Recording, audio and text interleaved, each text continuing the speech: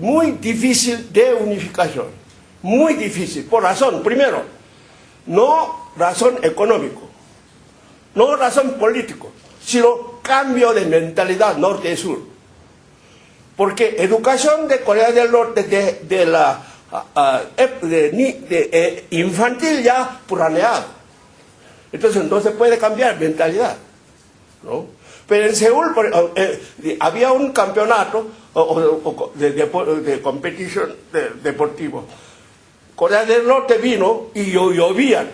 A pared había un retrato del presidente de Corea del Norte. Y niñas lloraban. ¿Por qué? El sagrado retrato de su presidente está mojando. ¿Cómo usted puede entender eso? Por eso, esa mentalidad muy difícil cambiar. Económicamente, 39 veces de diferencia con la del sur y norte. Económicamente. Entonces, para igualar esto, ¿quién va a pagar? Corea del Sur. Corea del Sur no tiene plata para igualar 39 veces de diferencia.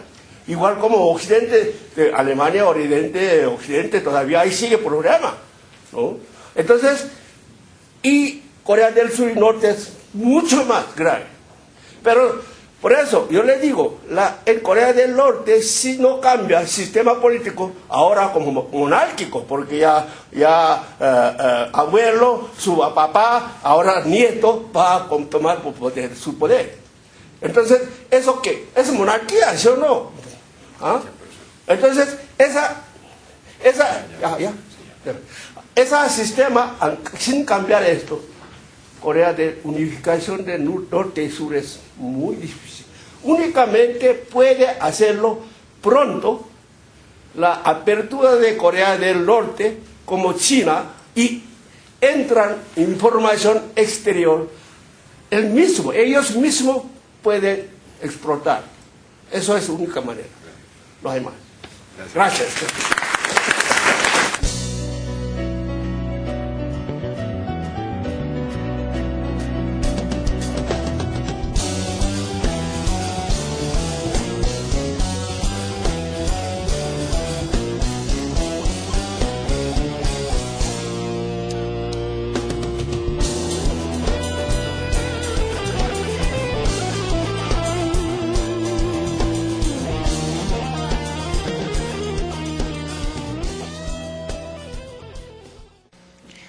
Comencemos por analizar si la guerra de Corea fue una guerra atípica. Y fue atípica en el sentido de que por primera y única vez en la historia se reunieron 14 naciones con sus fuerzas militares en una alianza sin precedentes en contra de algo: la agresión de un Estado comunista contra un Estado democrático. Desde ese punto de vista, poder definir si la guerra la perdieron los Estados Unidos es desconocer esa atipicidad. No la pudieron perder si el objetivo de ellos y de las Naciones Unidas fue defender la nación agredida e impedir que por medio de las armas se pudiera reunificar una península, contrariando la voluntad de más del 60% de la población.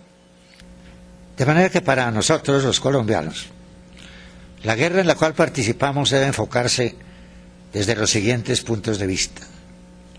Primero, la tradición jurídica de la nación colombiana ante el derecho internacional. Colombia no tiene un solo centímetro cuadrado de territorio ganado por la fuerza de las armas. Y no es que no haya sido agredida. Tal vez no se conocen suficientemente las 3 guerras con Ecuador y las 2 con el Perú, en donde realmente se defendió el territorio nacional de la codicia de los vecinos que, aprovechando circunstancias internas difíciles de Colombia, desataron la agresión. Por otra parte, las Naciones Unidas, cuando nacieron en la Conferencia de San Francisco, Colombia fue uno de los países que en una forma más activa contribuyó para la creación de ese ensayo que por segunda vez se repetía y que se inició con la Sociedad de las Naciones en Ginebra. En esa conferencia de San Francisco, el que luego sería presidente por 2 veces de la nación colombiana, Alberto Lleras Camargo, jugó un papel importantísimo, no solamente para que se hiciera la Unión de las Naciones, sino para redactar la Carta de las Naciones Unidas con las cuales nacieron a la vida del derecho.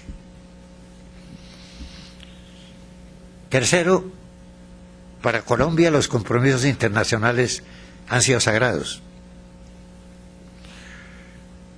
Cuando Colombia se compromete a algo, lo ha cumplido. Y si se comprometió con las Naciones Unidas a seguir los mandatos de esa organización, hubiera sido un contrasentido que en el momento en que el Consejo de Seguridad le lanzó al mundo libre el pedido de concurrir a defender por la fuerza a la nación agredida que era Corea, en ese momento estaba cumpliendo con esa tradición histórica. Ahora bien, esto puede admitir interpretaciones distintas. En Colombia se sufría en ese momento un tremendo choque entre los dos partidos históricos. Y por consiguiente, cuando uno de los dos, desde el gobierno, ofreció un batallón de guerra y una fragata de guerra a las Naciones Unidas,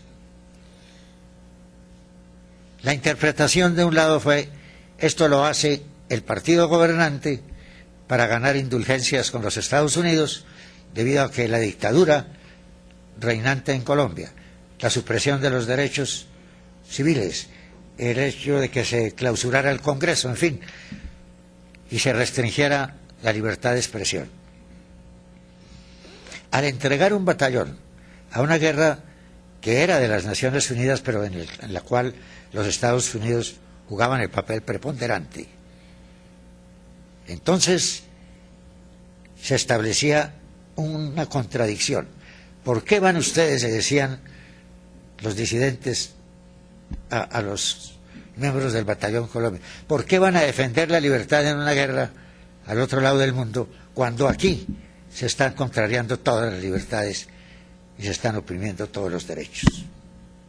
Ese no era el problema militar, era el problema político, y de acuerdo a una tradición histórica también, en Colombia los militares no son parte de los gobiernos ni deben formar parte de los estados.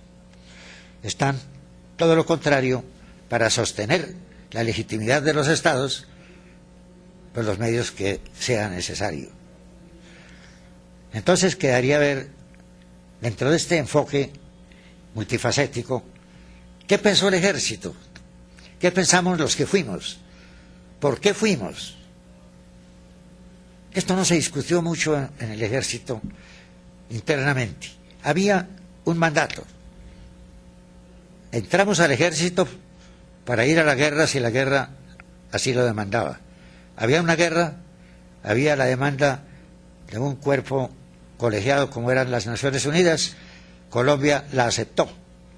Era un compromiso de honor para el ejército participar en esa guerra que Colombia no buscó, pero en la cual quedó envuelta por las circunstancias que acabo de mencionar.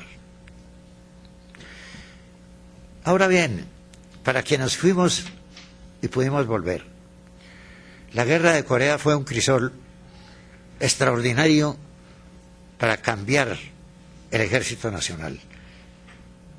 En contacto con los países de mayor desarrollo bélico del mundo, los colombianos, un pequeño país, nada guerrero, pero que cuando ha habido guerras ha luchado con heroísmo sin límites, era una oportunidad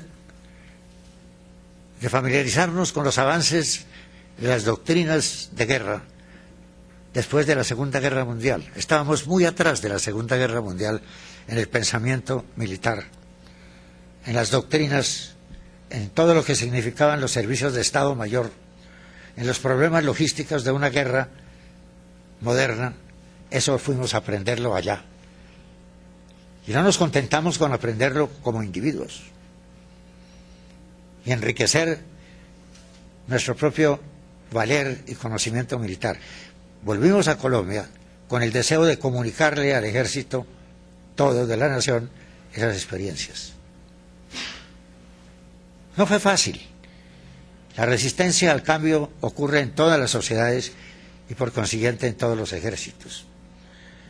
Los reformadores en la historia han sido seres superiores al conjunto de su población, que son capaces de persuadir, de convencer y de atraer los pueblos a esos cambios históricos.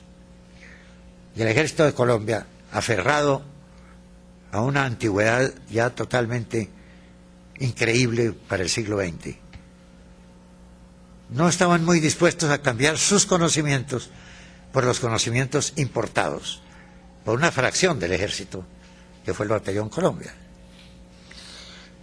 Todo esto hace que hoy pensemos en la guerra, con dos orgullos intensos, patrióticos ambos.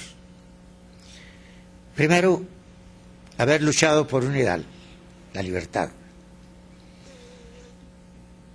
Esa libertad nació de los campos de batalla de la independencia. Los enormes sacrificios que significó para los, en esa época, granadinos, de todas maneras, suramericanos, la lucha contra el poder español fue inmensa. Pero se luchó por un ideal, la libertad.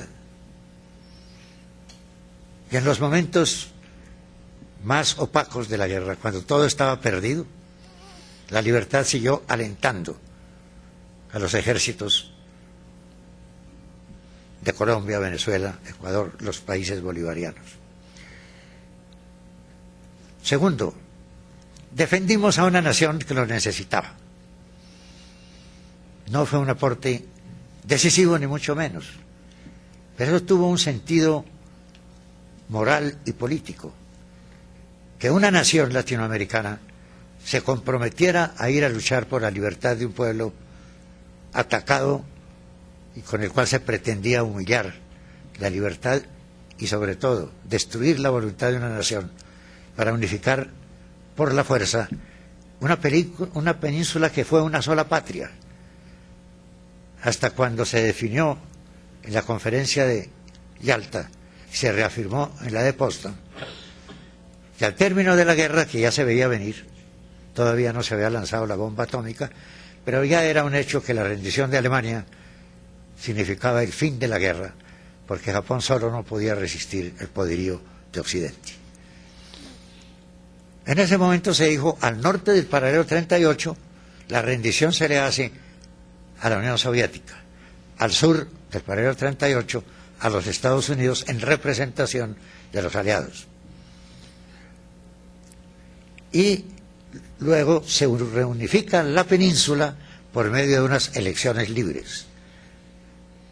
Winston Churchill habló de la cortina de hierro. Era lo que hacía la Unión Soviética en los territorios conquistados. Cerrar con una cortina de hierro todo contacto con el mundo exterior, porque el comunismo le tenía temor a la fuerza de la libertad. Entonces, sobre el paralelo 38 descendió la cortina de hierro. Detrás de esa cortina se fue formando el poderío de Corea del Norte, que siendo mucho menos poblada que Corea del Sur, en el momento de lanzarse a la agresión, cruzando el paralelo 38 el 25 de junio de 1950, el norte tenía 12 divisiones de infantería, 2 divisiones blindadas, 2 divisiones de milicias, tenía aviación y tenía buques de guerra. El sur tenía 5 divisiones incompletas, desprovistas de artillería, o sea, de poder de fuego. No tenía un solo avión, no tenía un solo buque. Se defendieron heroicamente. Resistieron lo suficiente para que la resolución del Consejo de Seguridad concurriera con fuerzas para contener la oleada del norte, que fue tremenda. Los Estados Unidos recibieron de las Naciones Unidas la responsabilidad de crear un comando y escogieron al general MacArthur, los americanos, héroe de la Segunda Guerra Mundial, y que en ese momento era el jefe de su